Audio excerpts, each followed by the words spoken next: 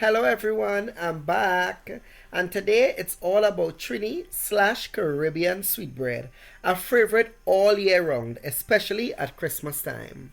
So to get started, you will need 3 cups of freshly grated coconut, 3 cups of flour, 1.5 cups of sugar, butter, some shortening, raisins, dried mixed fruits, essence, vanilla and almond, 2 teaspoons of baking powder, half teaspoons of yeast, some cinnamon and some nutmeg. And we're going to get started. First, you will add your butter to a bowl and then you're going to add your sugar to that bowl. Here I used some white sugar and brown sugar. I just decided to mix it. However, you could use either or you could mix it just like me. Now I'm going to use my whisker and I'm going to whisk this together. Now we know the old-fashioned way. You could take your spoon and you can mix it like grandma taught us. But just for time, I'm going to be using my whisker. However, I advise that you start off on a small speed because you don't want everything flying everywhere. You know how it could get messy with these machines. So we're going to keep whisking it nicely together. And don't forget, while doing that, to clean around the edges of your bowl. Right? We need to make sure and clean the edges of our bowl and put it in there so that everything mixed together very nicely. We don't want anything just sitting out there and not mixing together. So we're going to continue whisking this together until we get the desired texture we're looking for. Just a nice mixture of the sugar and butter together to fuse together. And then I'm going to start adding my spices to my flour. So I added some cinnamon. I added my nutmeg. You could also add cardamom powder to this, but I didn't have any. It will work without either way. Then I added my baking powder and now my yeast. What I'm going to do is mix all of this together thoroughly first before I add it to my butter. So I'm mixing everything that I added in there, my spices, my baking powder, my yeast, in this flour. And after that, then I'm going to be taking it and adding it to my butter and my sugar.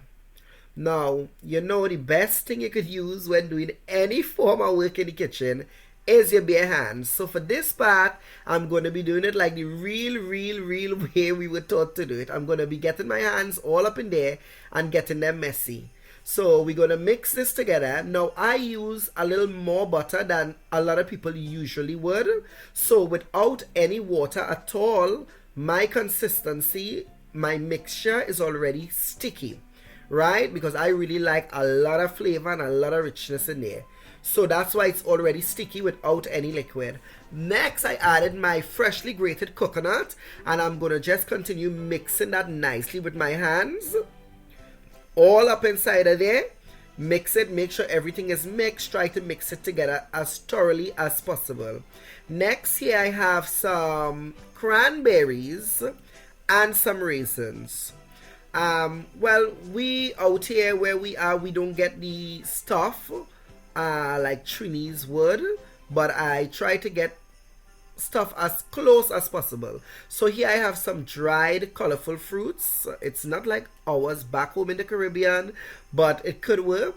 And I just mixed all of that together and I started mixing it into my dough. So that's raisins, that's cranberry, and of course colorful fruits. Here I'm going to add in my essence now. I'm going to add in my vanilla essence.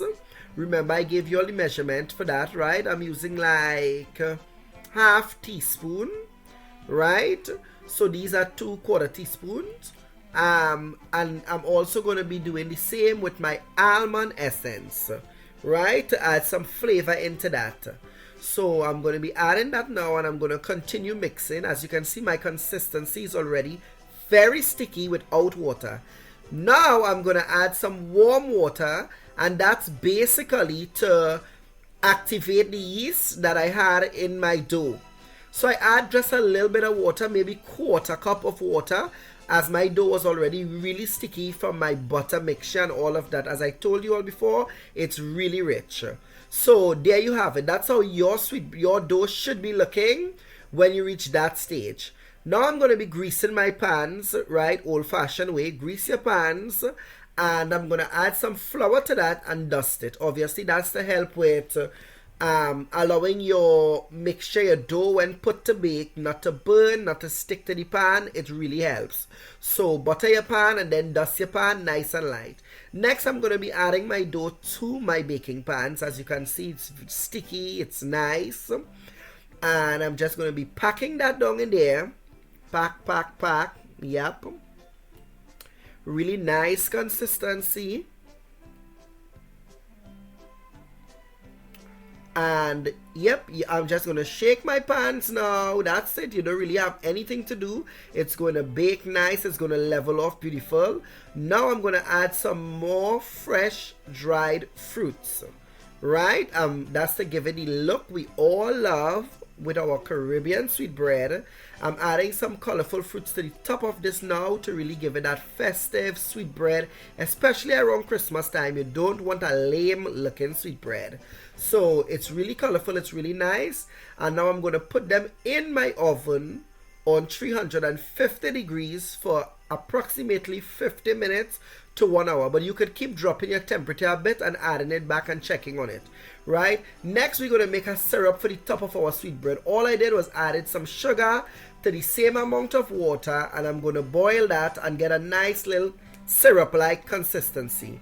Here you have it now. Our sweetbreads are out the oven. It's literally looking gorgeous. It's looking yummy. It's beautiful. Now I'm going to add that glaze. We want that glazy look on our sweetbread, you know. We like that glossy look. So that glossy look you get in there now is from our syrup we mixed with just sugar and water. I'm going to use my brush and I'm going to brush to the top of my sweetbread.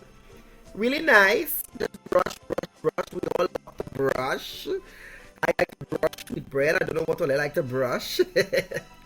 But yeah, and now I'm going to sprinkle some fresh white granulated sugar on top. So that's how we get that nice sugar sprinkle white festive look on top of our sweetbread, you know, like the real old school sweetbread. When we add our glaze, which is the sugar and water mixed together, I sprinkle some granulated sugar, and there we have it. Some beautiful, beautiful Caribbean sweetbread. It's amazing. It's rich.